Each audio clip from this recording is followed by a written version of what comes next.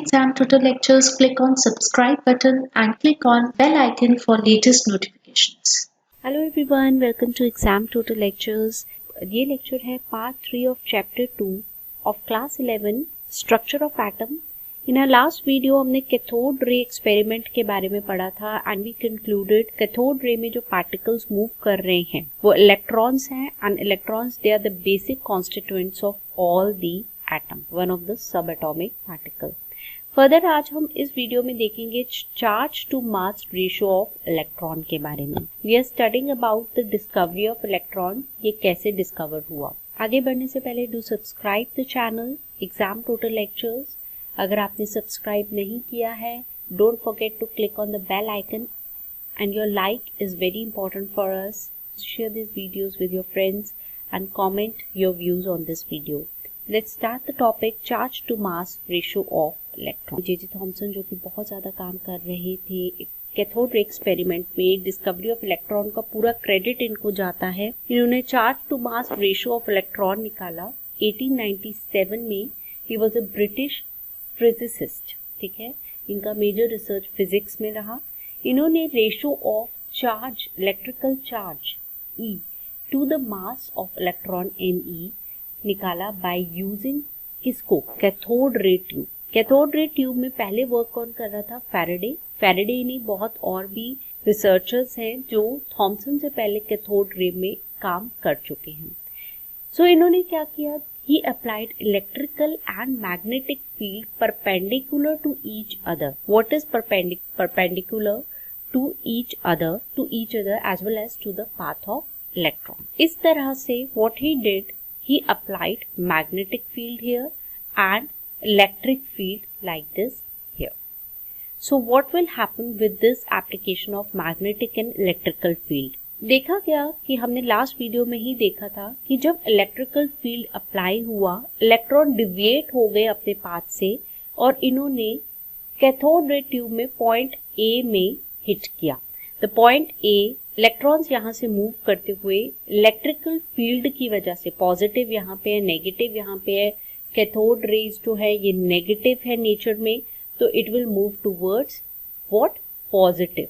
तो दे, जो कि स्ट्रेट लाइन में न जाके, they hit the fluorescent screen, because fluorescent screen से एक ब्राइट स्पॉट यहाँ आता था. तो कहाँ पे हिट किया, यहाँ पे पॉइंट ए में. नेगेटिव कैथोड रेज जो है they are deflected towards the positive because unlike charges, negative and positive, they attract each other. So this is the behavior of cathode ray in the presence of electrical field. अब similarly magnetic field का भी हमने देखा था कि यहाँ पे deflection होता है. ठीक है, similarly जो magnetic field जब अप्लाई हुआ तो इलेक्ट्रॉन ने स्ट्राइक किया at point C. This is the point C. Deflection हुआ. फिजिक्स में हमने पढ़ा है about the Fleming rule. There in the presence of magnetic, किस तरह से चार्ज पार्टिकल बिहेव करता है in the presence of magnetic field. ठीक है, they are deflecting like this. This is the Fleming rule. So similarly in the presence of magnetic field, these rays they are striking the fluorescent material at point C. These rays are striking at point C.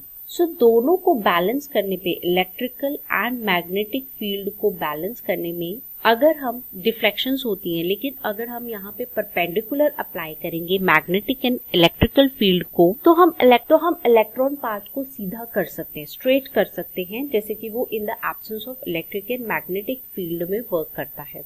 और वो strike कर सकता है straight at the point B by balancing the electric and magnetic field. Electrons जो हैं ये B पे strike कर सकते हैं. So we have to balance it. So Thomson ने ये आर्ग्यू किया, जो ये अमाउंट है डिविएशन का पार्टिकल्स का फ्रॉम द पाथ की, वो कितना पॉइंट ए पे चला जाएगा और कितना पॉइंट सी पे चला जाएगा, ये डिपेंड करता है. ये किस चीज पे डिपेंड करता है, पहले तो कितना मैग्नीट्यूड ऑफ नेगेटिव चार्ज है, the magnitude of negative charge on the particle, वो डिपेंड करता है सबसे पहले तो magnitude of the negative charge. यानी कि जितना ज्यादा मैग्नीट्यूड होगा नेगेटिव चार्ज का, ठीक है, more the magnitude of negative charge, उतना ही ज्यादा ग्रेटर इंटरैक्ट करेगा वो इलेक्ट्रिक और मैग्नेटिक फील्ड से.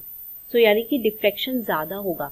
मैग्नीट्यूड अगर ज्यादा है नेगेटिव पार्टिकल का तो डिफ्लेक्शन भी ज्यादा होगा। यानी magnitude of the charge, we are talking about negative charge is directly proportional to deflection. यहाँ इसका क्या मतलब है, डायरेक्टली प्रोपोर्शनल है, जितना ज्यादा मैग्नीट्यूड होगा उतना ज्यादा डिफ्लेक्शन होगा। मास ऑफ द पार्टिकल पे भी डिपेंड करता है ये deflection.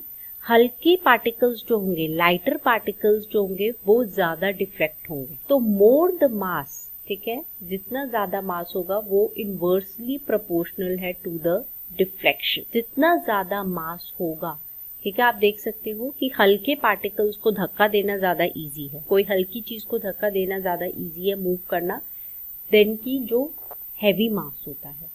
So here also this rule applies कि very simple कि mass is inversely proportional to the deflection।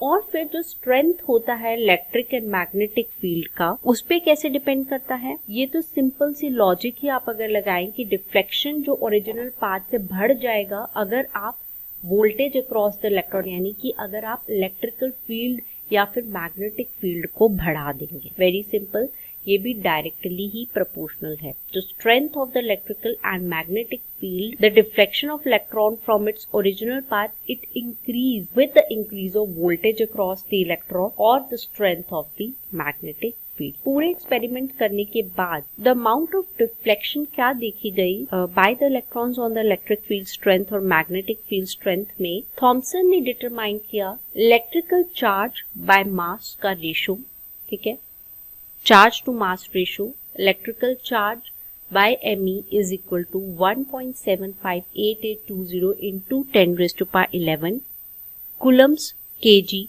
inverse। Because electric charge basic concept में पढ़ा है, what is the unit of charge? It is C, that is coulomb, and mass of electron is in kg, ठीक है, तो यहाँ पे inverse में है, that's why kg here it is। So basically it is kg here like this। हमें पता है इलेक्ट्रॉन्स जो होते हैं ये नेगेटिवली चार्ज हैं, तो charge on electron is -e। So this is charge to mass ratio of electron.